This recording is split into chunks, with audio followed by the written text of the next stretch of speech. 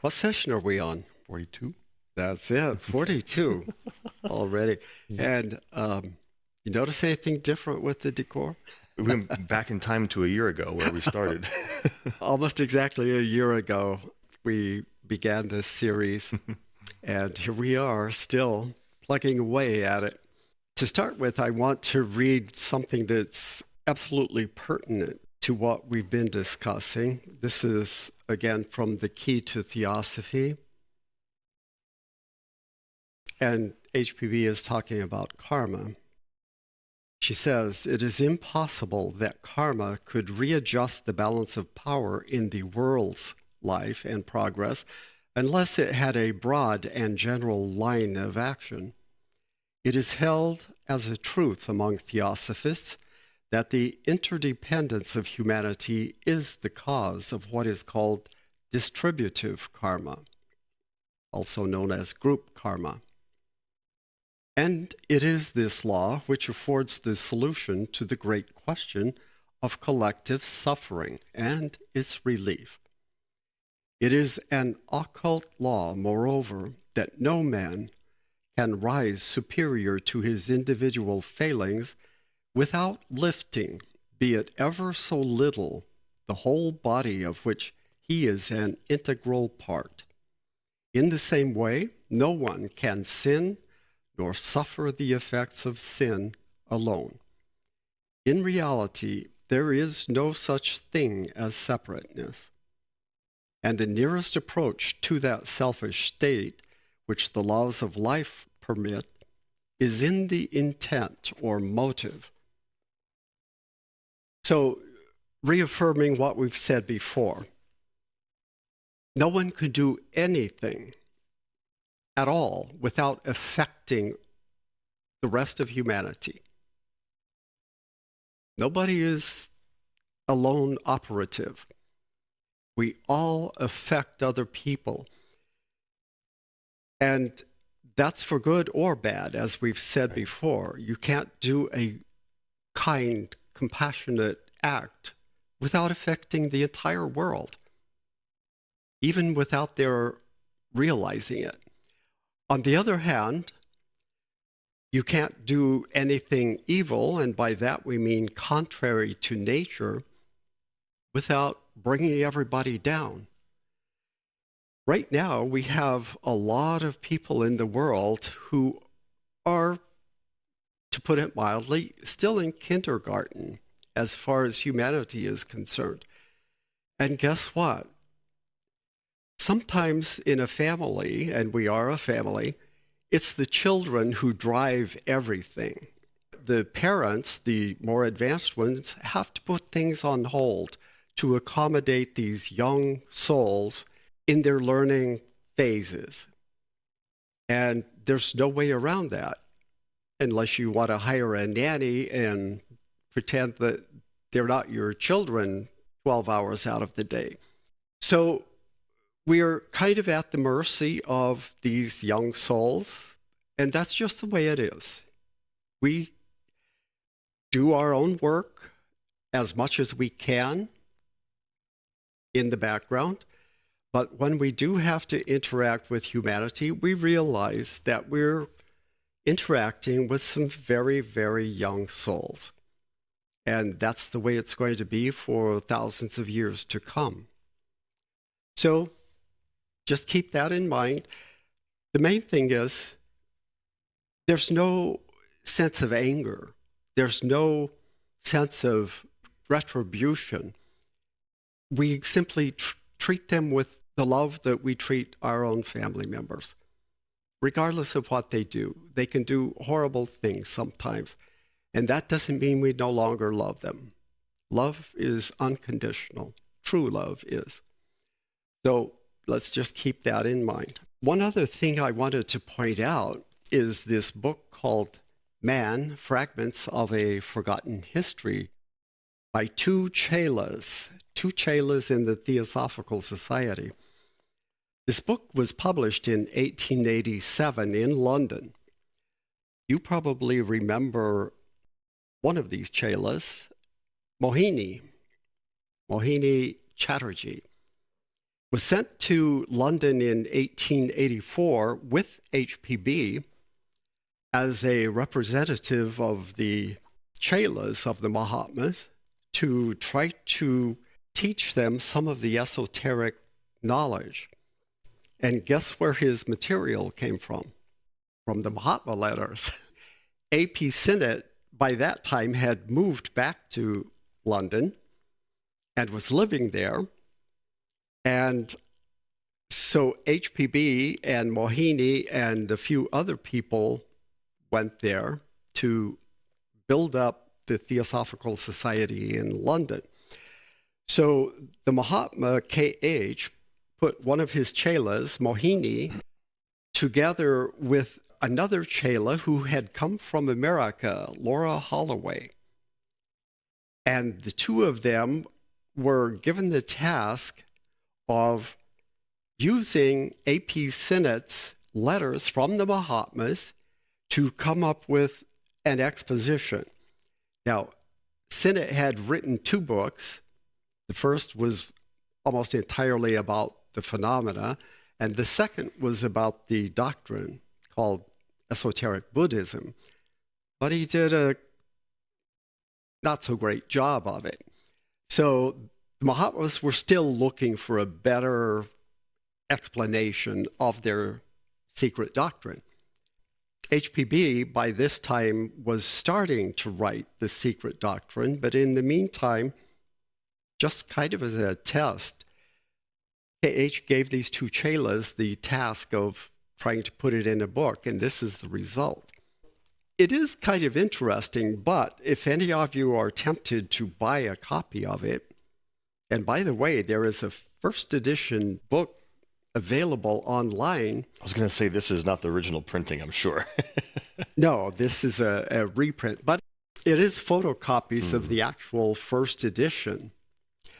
And if you're a collector, go on Abe Books right now and you can buy an actual first edition copy for the low, low price of $500. Unfortunately, someone had to put a new binding on it, but the interior, the book block, is the original.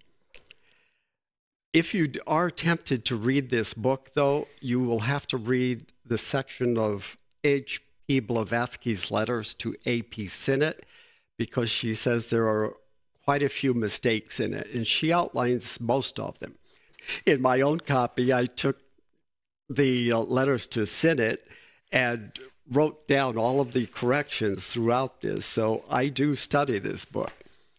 Why do you think they made the book so large when the pages, the actual text is so small? This company is called Kessinger, and they reprint rare volumes. This is just their standard format, so no matter what size the book was, it's printed in 8.5 by 11 format. Anyway, just one more resource that is available. Now, let's get to work. Let's get to work. All right. We are on the second of 3 letters. These letters are a follow-up to the Devachan letter, number 68. The first letter, 70A, was from A.O. Hume to KH directly. He was writing an article about the Devachan letter and needed some more information. We covered that in our last session. And then this letter, 70B, was written by A.P. Sinnett directly to H.P. Blavatsky. He was in Simla for the summer of 1882. She was still in Bombay at the headquarters. So she was getting ready to publish the August edition of the Theosophist magazine and wanted Sinnett to write an article about something that we'll talk about. And he had more questions. As he started writing his article, he realized he was in a bind. So he quickly wrote to her, asked her to consult with KH and see if maybe they could get the information in time to make that August edition. So let's go ahead. I'm reading the letter from A.P. Sinnett to HPB, and then Paul is going to read what the Mahatma replied to it. Now, the Mahatma, KH, replied on the back of both of these letters. So I took the time to intersperse the responses from KH in the appropriate place so that it's easier to comprehend. This was received in August 1882, but obviously he had sent a letter in July to the old lady, and she had forwarded the letter by whatever means to KH, and then he sent it back to Sinnett with the replies. So A.P. Sinnett is writing, "My dear old lady, I began to try to answer N.D. Kandalawala's letter at once so that if KH really meant the note to appear in this next Theosophist for August, it might be just in time. But I quickly got into a tangle. We have received no information that specifically covers the question now raised, though I suppose we ought to be able to combine bits and pieces into an answer. The difficulty turns on giving the real explanation of Eliphas Levi's conundrum in your note in the October 1881 Theosophist." Now, he's referring to an article that Eliphas Levi had published years before, because Levi was already dead at this point. He died in 1875. But in the October 1881 Theosophist, HPB had republished one of his articles that was about the death period, the Bardo period. And so the two Englishmen were trying to reconcile Eliphas Levi's article with the newer information they had received from KH.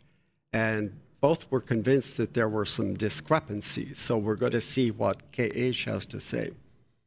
And he continues, "If he is referring to the fate of this, our current race of mankind, then his statement that the intermediate majority of egos are ejected from nature or annihilated would be in direct conflict with KH's teaching that they do not die without remembrance, since they retain remembrance in Devachan, and again recover remembrance even of past personalities at the period of full individual consciousness preceding that of absolute consciousness in Nirvana."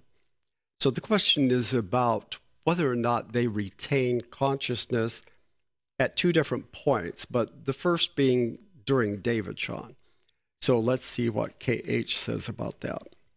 Except for the fact that he constantly uses the terms God and Christ, which in their esoteric sense simply mean good.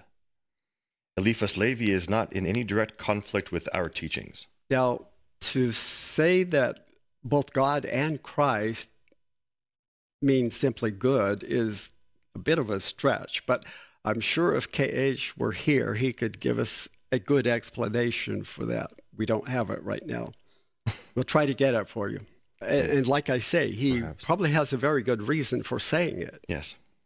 Most of those who are candidates for Devachan die physically and then are reborn in the Kama Loka without remembrance, though they do get some of it back in the Devachan. So let's recapitulate here what we've discussed in the past. When an individual dies physically, the lower parts of that individual, the physical body, the prana, the etheric double, die with him.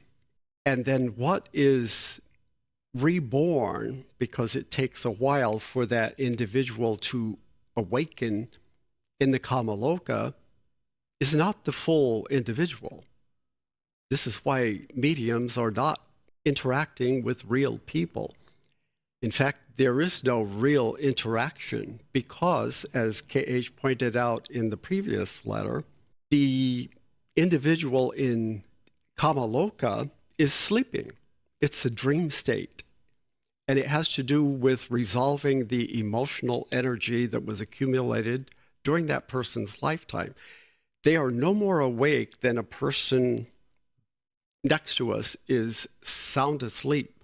They might be unconscious, they might be having a dream, but they're in no position to have a logical, meaningful conversation with you. Let's emphasize, though, that there is an awareness. Yes, very vague. We've said many times to our listeners that it's imperative that we try to resolve our emotional activity in life because it's an experience in Kama Loka. We don't want to experience a long, arduous, sometimes torturous experience there. So there's an ability to feel. It's just we're not at our full capacity. It's like a dream state. But imagine a nightmare that lasts for years. So we are experiencing something because the energy has to be dissipated or else the universe wouldn't be just and even. It has to even itself out. We experience that. So there is an awareness. You're absolutely right. And at the same time, when that individual awakens in Devachan, if there's any awareness at all, they say, oh, that last thing was just a dream. Well, and now they're awakening into another dream. But you mean Kama Loka? Not well, both really, but you're right. Kama Loka first. Well, yes, exactly. But I'm saying that after that is over, at some point they're going to say, oh my gosh, that was just a dream. Right. Which is what we say when we wake into Kama Loka, most likely. We might think about, well, if we have the ability to think at all, what did we just experience 80 years of a physical existence? It's kind of, was that the dream? And now this is Kama Loka. Then there's another period of unconsciousness, then awakening into Devachan. Whoa, was that a dream? So what is real? What is real? That's the question. And the answer is none of it is real. Okay, let's continue. Mm-hmm.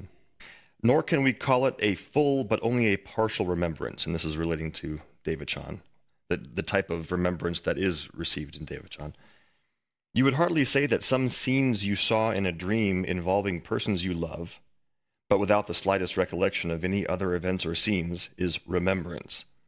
Love and hatred are the only immortal feelings, the only survivors from the wreck of the phenomenal world. That's a very interesting comment.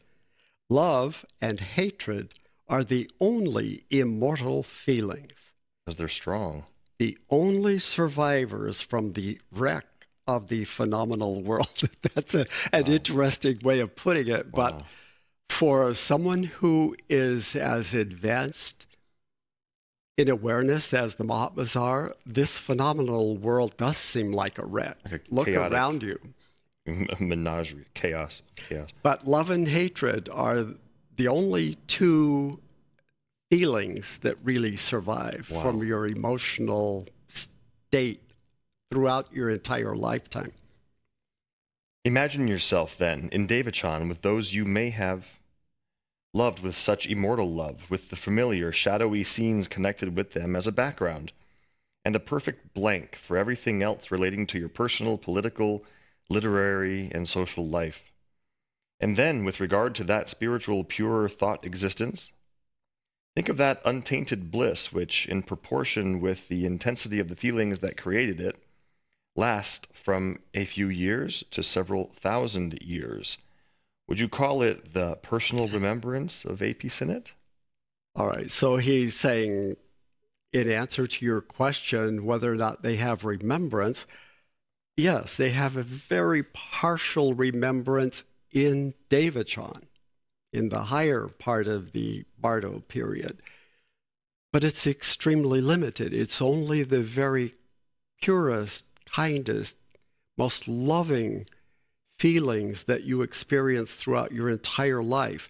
And all of the other events that led up to that and that contributed to that, you have no recollection whatsoever of. And the reason for that is it's not designed to be a growth period. It's designed to be a rest and a reward, so to speak, where we can bask in the comfort of the goodness that we did so we can get ready to do it again. It's like our soul is resting at night and we're going to go do it again.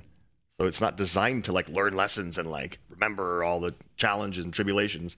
No, it's a evening out of energies.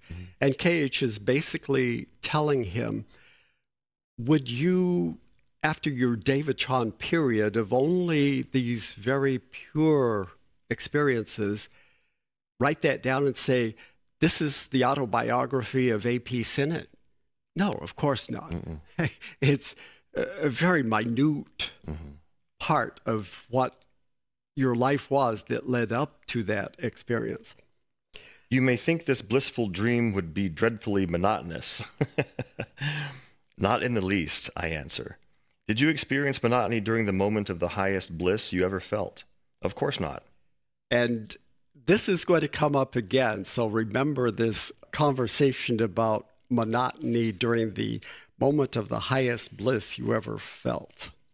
Well, you wouldn't consider it any more monotonous there in that passage through eternity, in which a million years seems no longer than a second. Wow. There, where there is no consciousness of an external world, there can be nothing to mark differences, hence no perception of contrasts, of monotony or variety, nothing, in short, outside that immortal feeling of love and sympathetic attraction whose seeds are planted in the fifth principle, The higher mental, whose plants fully blossom in and around the fourth, the emotional level, but whose roots have to penetrate deep into the sixth principle, buddhi. if it were to survive the lower groups. That is a really good explanation of the type of consciousness in Devachan. Yes, and it's a miniature version of Nirvana. That's amazing. And that's where, again, to our viewers, if you're just coming in to listen to this, this is where the concept of heaven comes from. The concept of Devachan has been around forever, long before religions taught the concept of heaven. And they got it from this. So if you experience Nirvana or even Devachan for thousands of years, once you have passed out of that, it would be no more consciousness than if it had been 1 second. During the period during which there is no contrast, there's only good. Without bad, there is no contrast. There's nothing to compare it with. So you don't even realize that you're in bliss. It's such That's a good the conundrum. This is so cool to ponder. These types of concepts, here's an anecdote. These types of concepts, when we ponder them, help us meditate, by the way, because these concepts shock us or uproot our consciousness out of the material monotony that we are normally in, and it opens our perception to potentially more of reality. Thinking about this idea, can you even contemplate where there's no consciousness of an external world? There can be nothing to mark differences, hence no perception of contrasts, of monotony or variety. Nothing, in short, outside that immortal feeling of love and sympathetic attraction. That's cool. Like, that's a good meditation seed right there. What would that be like to experience that? It'll help you understand the concept of Devachan. And this is obviously someone who has experienced all of this. Oh, yeah. It's so different to have someone with experience, knowledgeable. How else would you explaining it? Even think to say that? Like the way he says that. I've never heard anything like that before. That's so cool. Yes. Even in the book Conversations with God, I didn't hear anything like that. I'm just gonna say it. I didn't. Okay. Yeah. Yeah. Conversations with the voice in my head. Yeah, exactly. Okay, let's continue. And now I propose to kill two birds with one stone, metaphorically, of course, to answer your and Mr. Hume's questions at the same time. Remember, both of you, that we ourselves create our Devachan, as well as our Avici, or hell, while yet on earth and mostly during the final days and moments of our intellectual sentient lives. Please, that's important. I think we should read that again. Yes, I agree. Remember, both of you, that we ourselves create our Devachan, as well as our Avici, while yet on earth and mostly during the final days and moments of our intellectual sentient lives. That's why Terry has emphasized, and I've echoed him, resolve your stuff, your stuff in life. Resolve it. Don't carry emotional baggage into your latter days of life. And especially if you're intuitive enough to know that your passing is near, resolve it. talk to people that you've been avoiding, or forgive. He's saying that if you want to experience a nice after-death state, we create it. I mean, that's a warning. He's also referring to the recapitulation that happens at the moment of death. He's going to say a little bit more about this, but at the moment of death, or just after death, rather, there is a review, a life review of all that happened from start to finish in that lifetime. Yet. They haven't mentioned that yet, have they? Oh, he hasn't. Well, then I'm jumping the gun. But that's a prominent part of the death process. Yeah, but I'm surprised that up until now, because he goes backwards, because we started at right. Okay. Well, I may be wrong, but that happens. It does happen. There is a life review, and we'll discuss it in just a few minutes.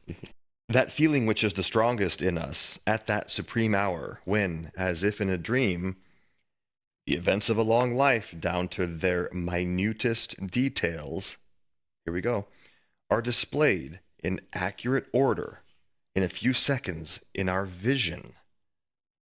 This vision takes place when a person is already proclaimed dead.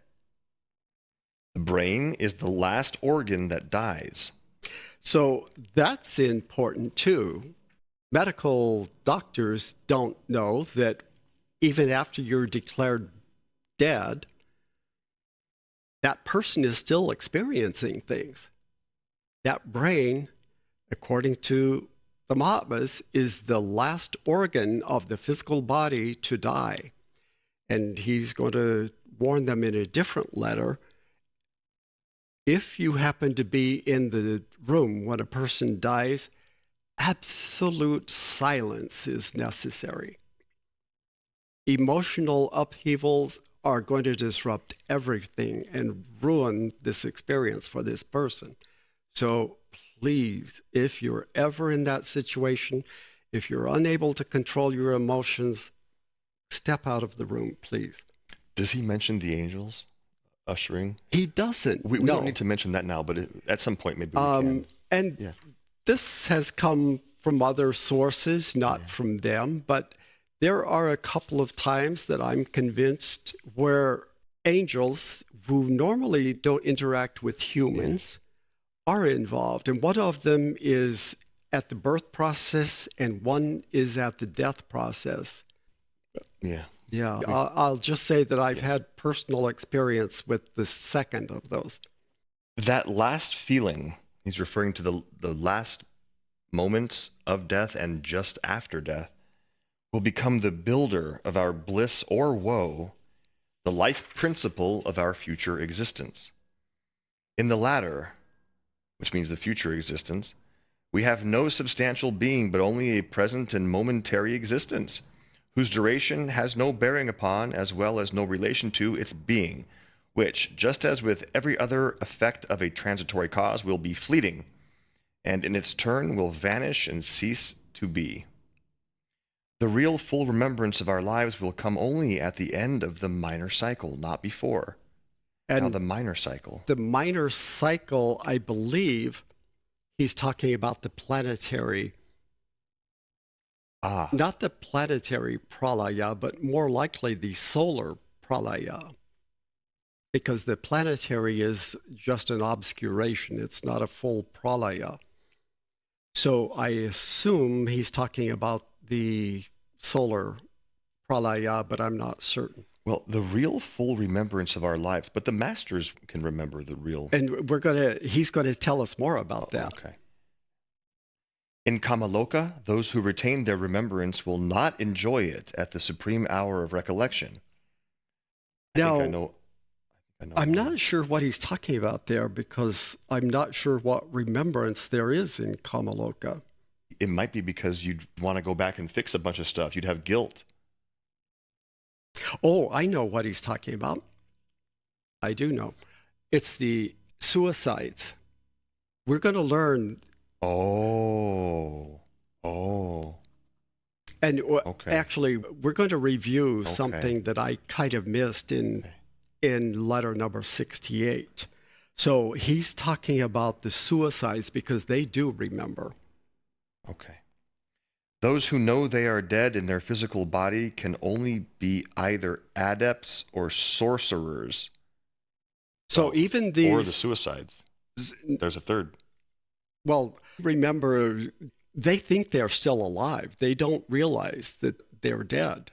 The only ones who actually realize they are dead are adepts or sorcerers.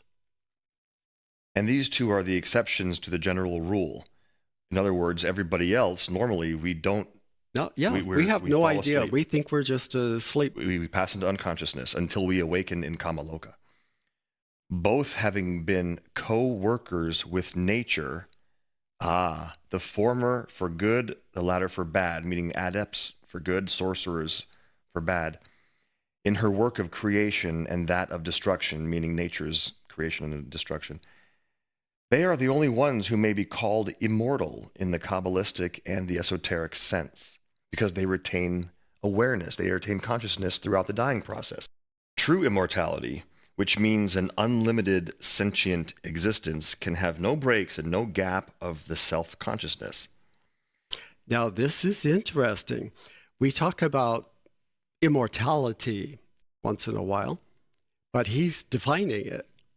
It can't really be immortality if at any point you have a gap in consciousness. In other words, that would be no different than if you lived one life, died, and then were born into another life.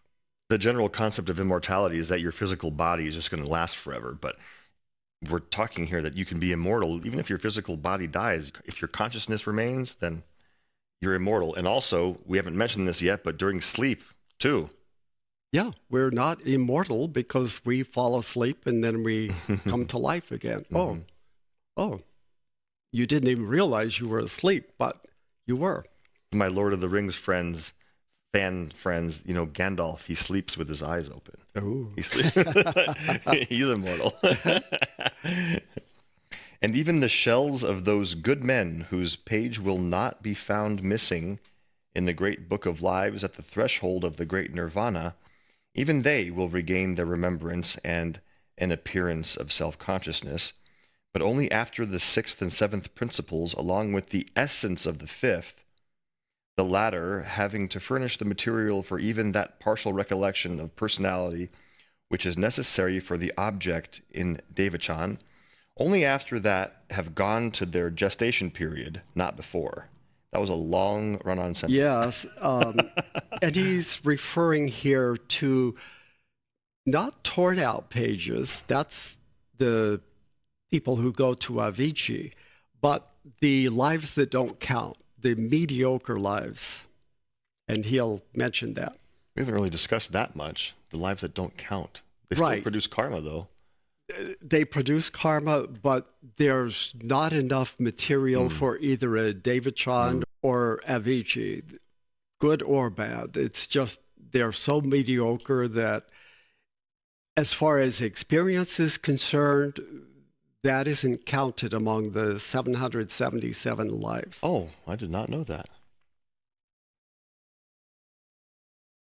Even in the case of suicides and those who have perished by violent death, consciousness requires a certain time to establish its new center of gravity. So that's interesting, too. Whenever you make a transition into whether it's Kama Loka or Devachan or whatever, the ego, the sense of self, requires a bit of time to recenter itself and to figure out who it is, collect itself, so to speak. Makes sense.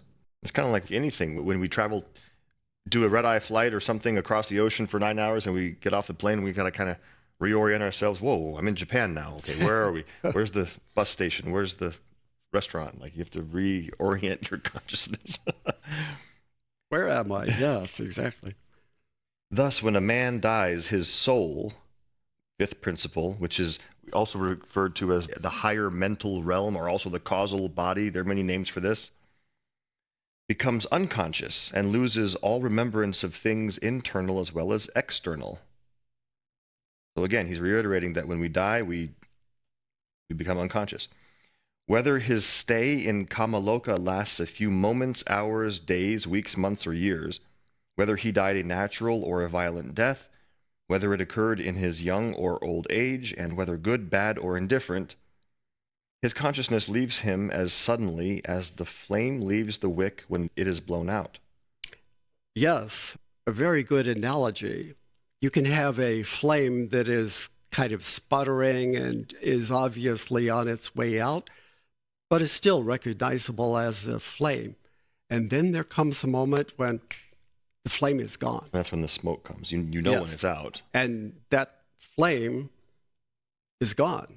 That life is gone. When life is retired from the last particle in the brain matter, his perceptive faculties become extinct forever. For the time being. What? So, yeah. That body's eyes, ears, nose, mouth become extinct forever. But for the time being, because he's going to be reborn into a new set of eyes, ears, nose, mouth. So it's based on the point of perception, point of view. His Mayavi Rupa may be thrown into objectivity, as in the cases of apparitions after death, but unless it is projected with the knowledge of or owing to the intensity of the desire to see someone or the desire shooting through the dying brain to appear to someone, the apparition will simply be automatic. Now, Mayavi Rupa, let's see, that's not the physical body, or is it? Mayavi Rupa? No, it's a projected. So in other words, for example, HPB saw a relative of hers immediately after he died. And that's fairly common. It is fairly common. My grandmother saw her husband, my grandfather, appear to her not long after he died. Didn't say a word, just appeared. And it was very comforting to her. But what KH is saying here is that the person who died is not aware of that. They may have had in their dying moment this desire to appear or to be with somebody, and that desire alone may have caused their Mayavi Rupa to appear to that person, but that person who died is not going to be aware of that. It's more evidence as to why seances aren't that effective. So he says the apparition will simply be automatic. It's not conscientious or conscious.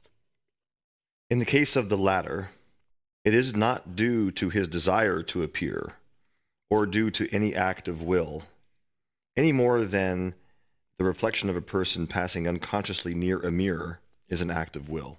So in some cases, they didn't even have a desire at the last moment. It happens for whatever reason. I've had many such stories that friends have told me that they saw or they dreamt of their loved one who had passed away around that exact time. If it was during nighttime and they were sleeping, they find out in the morning the person had passed and they had dreamt about them around the time that they had passed.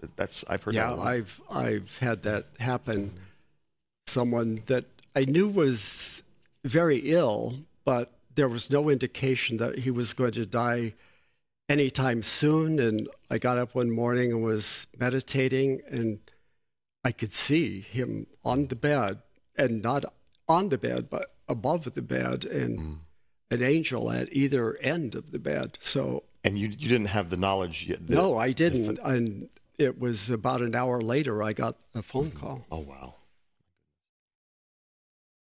Having thus explained the position, I will ask again why you maintain that that which is given by Eliphas Levi and explained by HPB is in direct conflict with my teaching.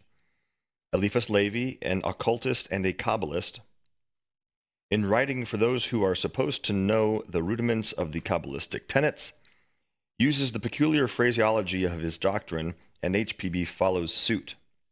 The only omission she was guilty of was failing to add the word Western between the two words occult and doctrine. She is a zealot in her way and is unable to write systematically and with calmness, or to remember that the general public needs all the lucid explanations that, to her, may seem superfluous. Since you are sure to say, but this is also our case, I will give you a few more explanations. As remarked on the margin of the October Theosophist, the word immortality has, for the initiates and occultists, quite a different meaning. We call immortal only that which has neither beginning nor end. Ah, that's important to note, that there's no beginning either. It's not just to stick with one end, nor any break in its continuity. Does the term apply to anything else? It does not. Thanks, KH. Therefore, the earliest Chaldeans had several prefixes to the word immortality, one of which is the Greek, rarely used term, panaionic immortality. That is, beginning with the Manvantara and ending with the Pralaya of our solar system. All right, so panaionic has to do with eon.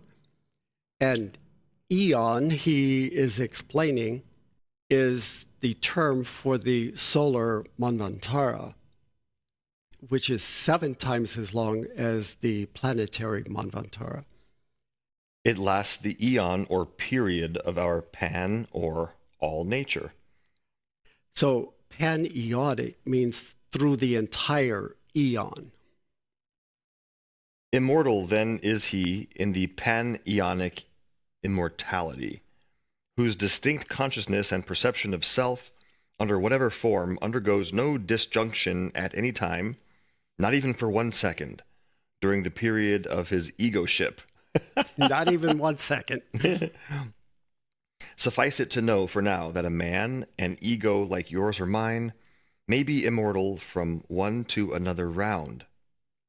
Let's say I begin my immortality at the present 4th round.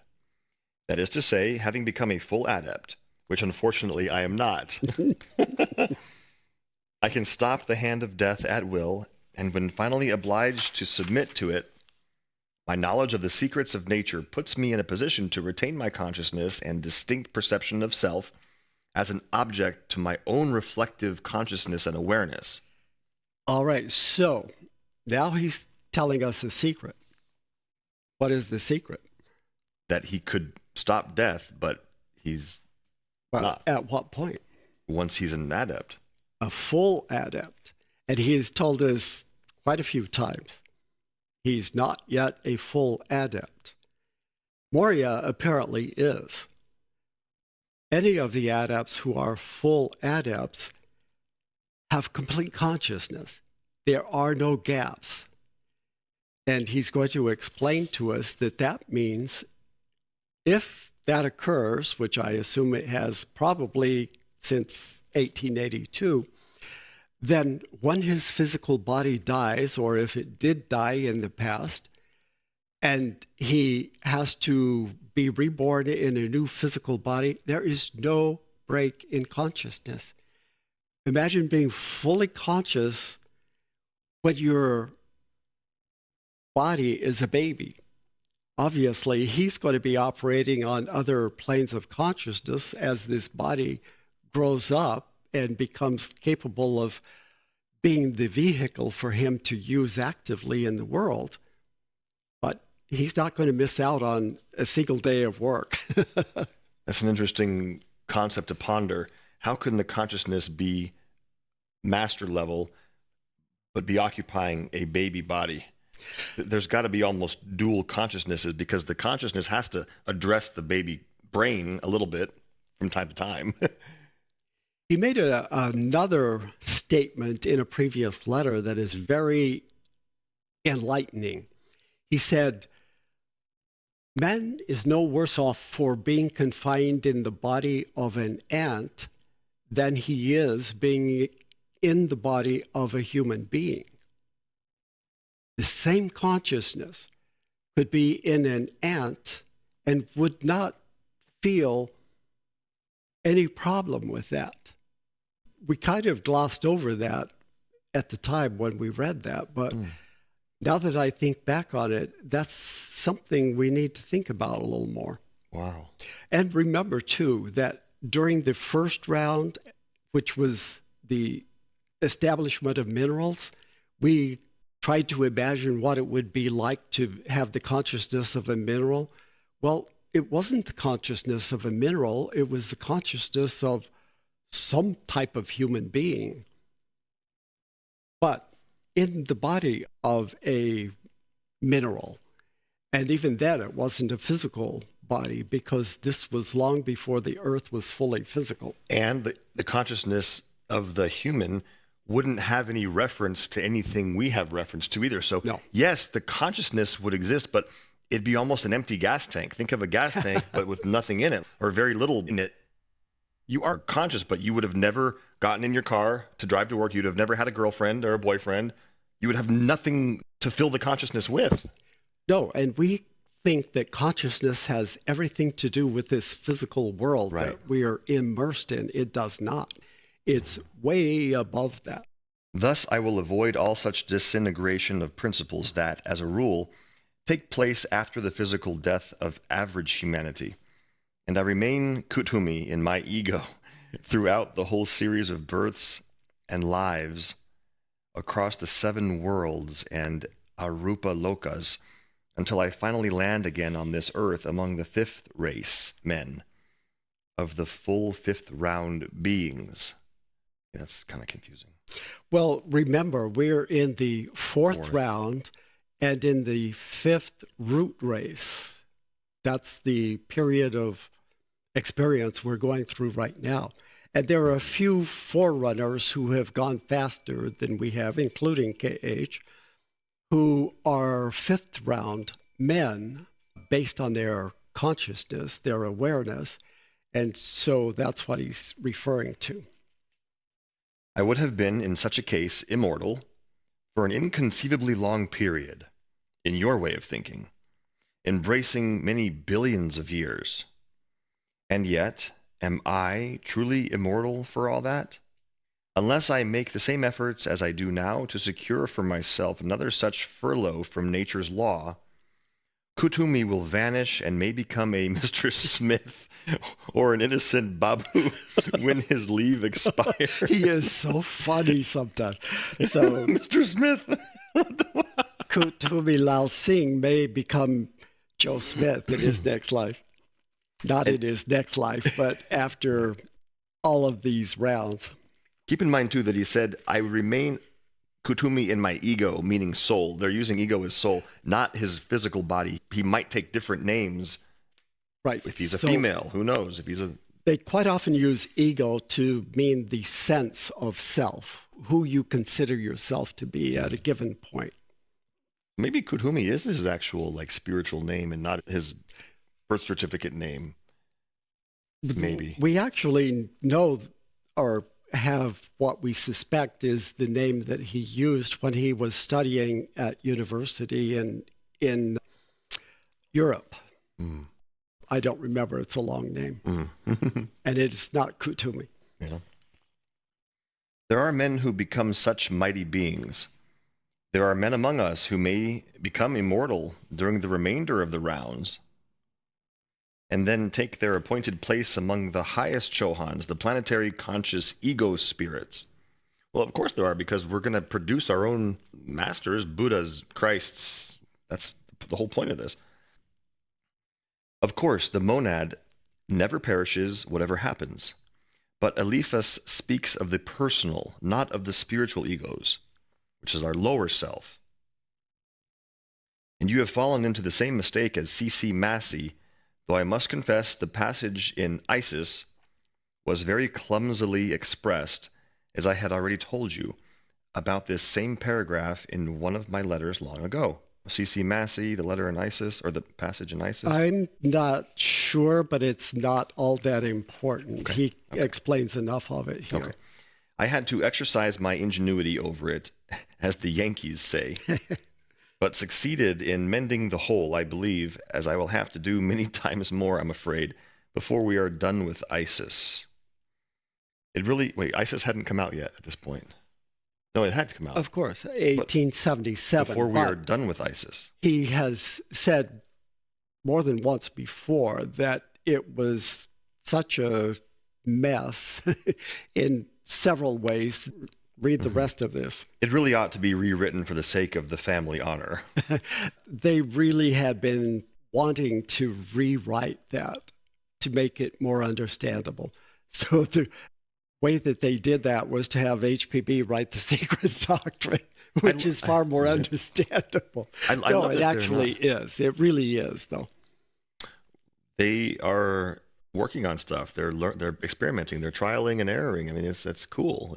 No, amazing. And even with the experiment with the two Chelas, to have them take a stab at stating these esoteric doctrines, they are always looking for a new way to express things that will make it more understandable. And they appreciate every such attempt as long as it is legitimate and is motivated by trying to be helpful. Now, I want to reread that part that will explain something, but I'm going to have you read it. The victim, whether good or bad, is not responsible for his death, even if his death was due to some action in a previous incarnation. Now, this is back again on letter number 70A, and he was discussing the victims of accidents, and he's going to explain something that we missed when we were first discussing that.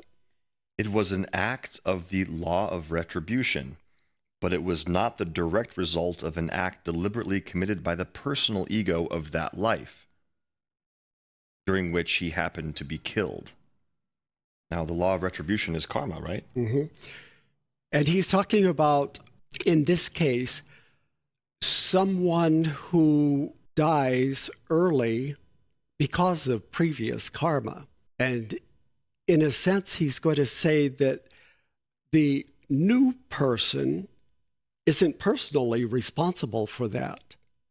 So go ahead and continue the explanation. Had he been allowed to live longer, he might have atoned for his previous sins even more effectively.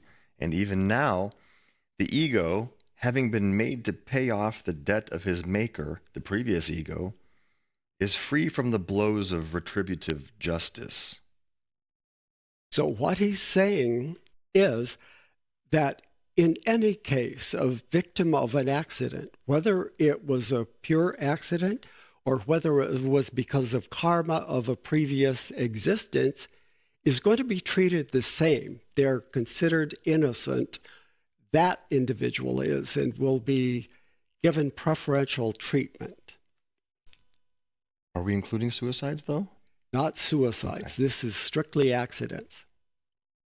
The Dhyan Chohans, who have no hand in the guidance of the living human ego, protect the helpless victim when he is violently thrust out of his element into a new one before he is matured and made ready for it.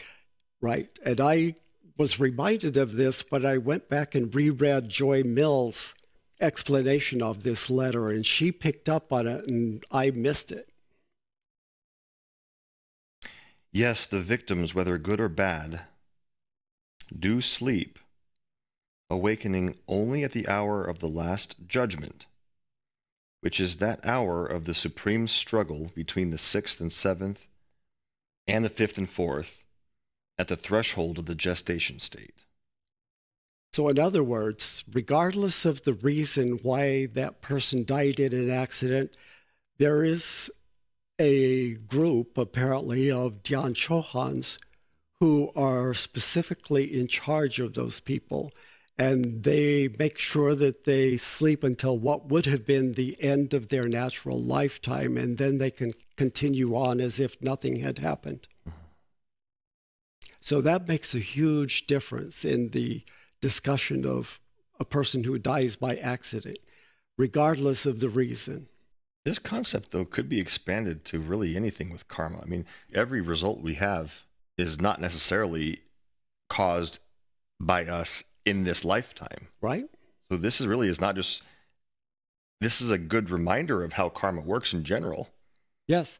And again, karma is not retributive, even though they call it retributive justice. It is about moving us back to become in line with nature, nothing more than that. You mean it's not punitive? Right. Retribution or punitive Yeah, it's not about that. It's about getting us into alignment with nature. And some souls refuse to do that no matter what. And those are the ones that will be eliminated. You either get in line with nature or at some point you will be eliminated. Although he's going to tell us later that not everyone who is evil goes to Avici. Interesting. Sinnett now speaking to HPB, but it occurred to me that Eliphas Levi may have been thinking of humanity as a whole, not merely of the fourth round men. Great numbers of fifth round personalities are destined to perish, as I understand it, and these might be what he calls the intermediate, useless portion of mankind. But then the individual spiritual monads, as I understand the matter, do not perish no matter what happens. And if a monad reaches the fifth round, with all his previous personalities preserved in the pages of his book, awaiting future perusal, he would not be ejected and annihilated because some of his fifth round pages were unfit for publication. So again, there is a difficulty in reconciling the two statements. And he's referring to these lives that don't count because there's not enough usable material. But then again, is it conceivable that a spiritual monad, though surviving the rejection of its third and fourth round pages, cannot survive the rejection of fifth and sixth round pages? That failure to lead good lives in all these rounds mean the annihilation of the whole individual, who will then never get to the seventh round at all. It is certainly inconceivable, and therefore there is no use discussing the subject. Finally, a short answer. And both of these Englishmen just obsess about details. And we get some really good information, so I guess we shouldn't be too hard on them. But in the meantime, they make themselves crazy worrying about stuff that probably they could have been worrying about other things that are much more important. All right. Sinnett picking up again. But on the other hand, if that were so, the Eliphas Levi case would not be met by such a hypothesis, since long before then, the individuals who had become co-workers with nature for evil would have been annihilated by the obscuration of the planet between the fifth and sixth rounds, if not by the obscuration between the fourth and the fifth. For to every round there is one obscuration, we are told. And remember, we were told that those who do go to Avici, the sorcerers, and who lost their soul, will finally be annihilated at the end of that round. And it could last for thousands of years, but at some point that personality will finally be eliminated, and that will be the end of that person's development for the current Manvantara. So the real evil people don't progress farther than one round. Yes. Whatever round they become evil in, they don't get to go to the next round. Right. Because remember, this obscuration, everything is put on hold. And that is also a mini judgment of sorts. So as I understand it, that person's lifetime on the astral plane ends at that next obscuration. There is another difficulty here because some fifth rounders being here already, it is not clear when the obscuration comes on. Will it be behind the forerunners of the fifth round, who will not count as commencing the fifth, that epoch only really beginning after the existing race has totally died out? But this idea will not work. Again, obsessing about details. You misunderstood the teaching because you were not aware of what you are now told. A, who are the true co-workers with nature, and B, that it is by no means all the evil co-workers who drop into the eighth sphere and are annihilated. Aha, so that's where we learn that not all evil people will be annihilated, will not go to Avici. And part of the reason for that is we need evil in the world. We need the juxtaposition of good versus evil so that people have a choice, so that people have something to push against. I know this is controversial, but this is why utopian societies don't work. No, they don't. You can't force peace on people. No. And Terry wouldn't say this if every human was near adept level. He wouldn't be saying that. We wouldn't need evil then, but we need it. We need to learn consciously to choose it, not have it be forced upon us. And even adepts need evil in the world because guess what? They are in training to become Dhyan Chohans eventually. And what do Dhyan Chohans have to deal with? Evil.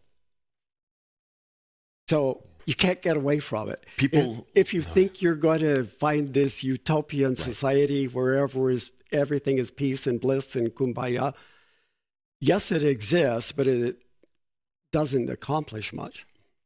And then people like me would ask, well, then why does the world work that way? Why isn't everyone just kind of enlightened? Because that's not the purpose of existence. The actual meaning of life is to come into physical bodies and experience stuff. And you can't experience stuff if there's no juxtaposition, like he was saying. So this is the reason for life. It's not sexy. The next time you meet an evil person in the world, revere them, thank them, tell them, thank you for being evil. That gives me a chance at enlightenment. If you haven't watched the movie The Giver, it's based on a really, really great book that my elementary school was required to read. It's about a supposed perfect society. And the film is shot in black and white until some of the people have questions about what's beyond the walls of the society. Why are we supposed to take these pills every morning? What are these doing to us? Why is there one person called the giver? What is he actually giving? What is he withholding? And then when someone questions, they realize they're being forced into this supposed utopia. It's called The Giver. It's a really, really good story. The potential for evil is as great in man, in fact, greater even, than the potential for good. That's not very optimistic. No, but look around you. Give me a pair of rose glasses. I'd rather wear those. No, I'm just joking. No, seriously. The more enlightened you become, the more you look around and you say, oh my gosh, what are we surrounded by?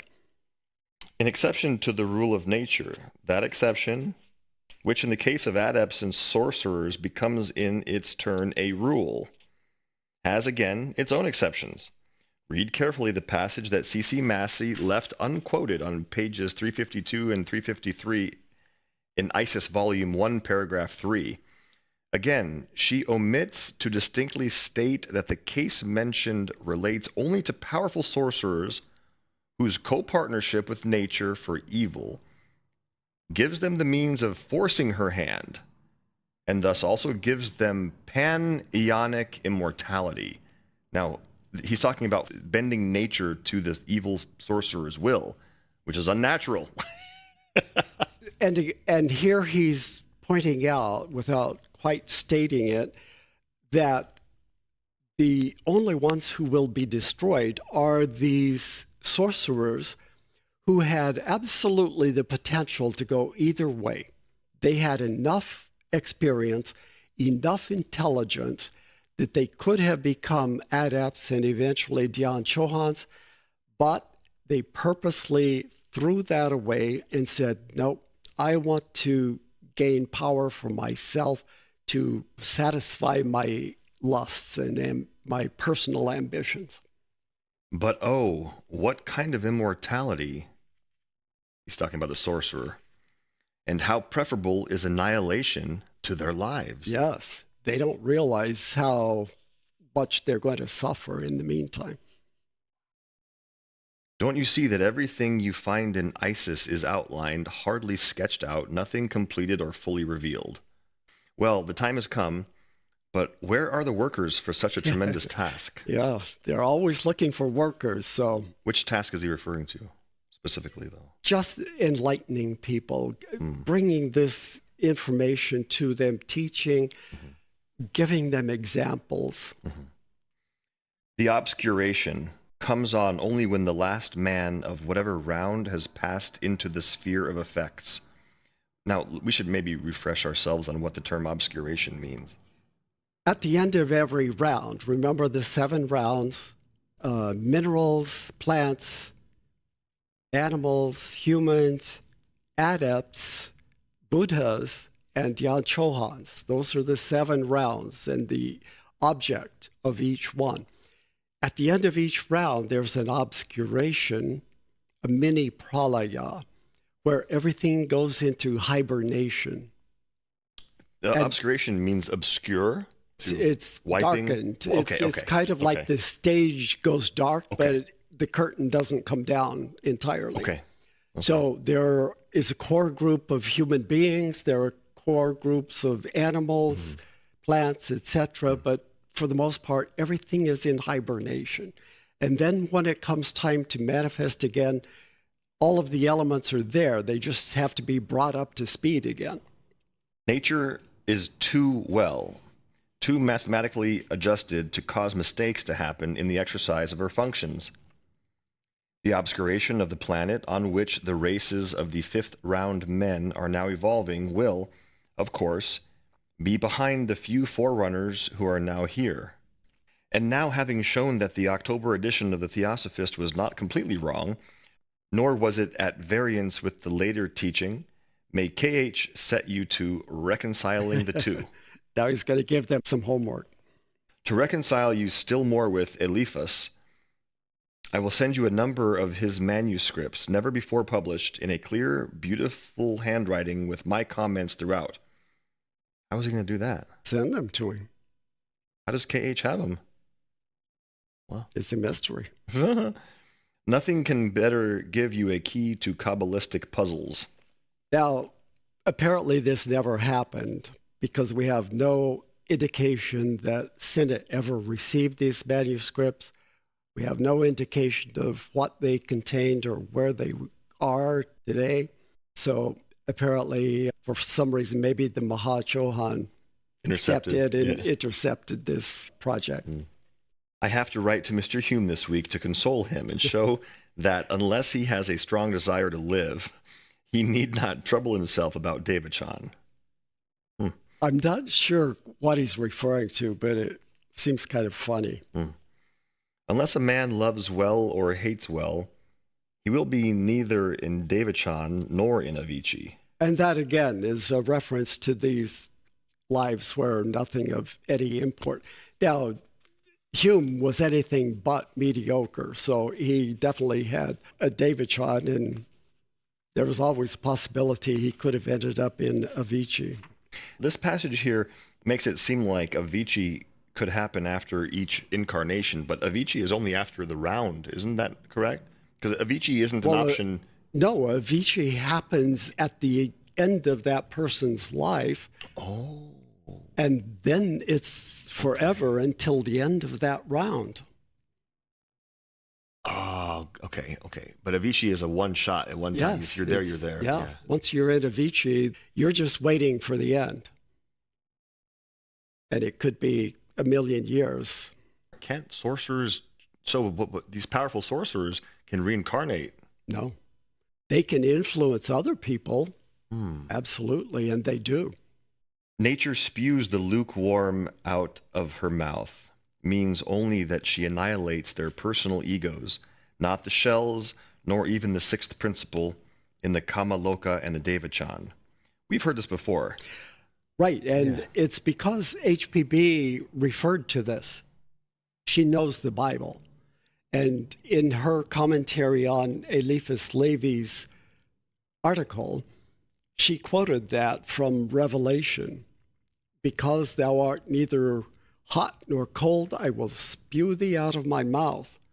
And this is what she used to indicate those lifetimes that didn't have enough content to even matter. In other words, do something. Don't do be something. Yeah, do something. Be good, Yeah. be evil, Do something. Yeah.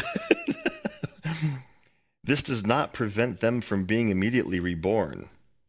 And if their lives were not very, very bad, there is no reason why the eternal monad should not find the page of that life intact in the book of life. So if you've had a totally mediocre life, there's probably not going to be much of a Kama Loka and definitely not much of a Devachan. So there's no reason that you couldn't be reborn right away and try to do something in your next life. And then Sinnett finishes his letter up here. Yesterday, I went up to Hume to see if he could make out the puzzle and thus enable me to write what was needed for this reply. But upon looking into it and looking back to the October Theosophist, we came to the conclusion that the only possible explanation was that the October Theosophist note was utterly wrong and totally at variance with all our latest teaching. Is that really the case? I don't think so, or KH would not have suggested that I reconcile the two. Now you can see that even with the best intentions, I am utterly unable to do the job set before me. And if my dear guardian and master will kindly look at these remarks, he will see the dilemma I am in whatever way will be the least trouble to him, either through you or directly. He will perhaps indicate the direction the needed explanation ought to take. Obviously, it can't be done for the August number, but I am inclined to believe he never intended this, since the time is now so short. We all feel so sorry for you overworked amid the heat and flies. When you have got the August number off your hands, you might perhaps be able to come here and get a little rest amongst us. You know how glad we should be to see you at any time. And I think he's actually serious here. For a long time, neither one of them was very kind towards HPB, but I think he, at least at this time, is beginning to feel a little bit more sorry for all that she's had to put up with. Meanwhile, my own individual plans are a little uncertain. I may have to return to Allahabad in order to free up Hensman to go to Egypt as a special correspondent. Remember, this war is building up in Egypt between England and Egypt, with the English trying to come up with an excuse to take over some administrative functions in Egypt, just the way they did in India. I am fighting the proprietors tooth and nail to avoid this, but for a few more days, the outcome of the struggle will be uncertain. Ever yours, APS. P.S. As you may want to print the letter in this number of the Theosophist, I return it herewith with hope that this may not be the case and that you will send it back to me so I may duly perform my little task with the help of a few words as to the course to be followed. So he basically said it's too late, really, but if you will send this letter back to me, I will get back to work on it if I hear from KH, which he did. And I assume that it was published in the next edition of the Theosophist. So there we have again another exciting episode of Devachan, of Bardo. We're getting really, really good information that is useful. This makes all of the other stuff that we went through earlier on all of the different rounds and route races and that sort of thing. We now see why it's important to at least have that background, at least a general idea of it, because now we're getting some real stuff that we can use. Indeed. All right. We'll see you next time in our session number 43. Thank you for following along, and we look forward to every session.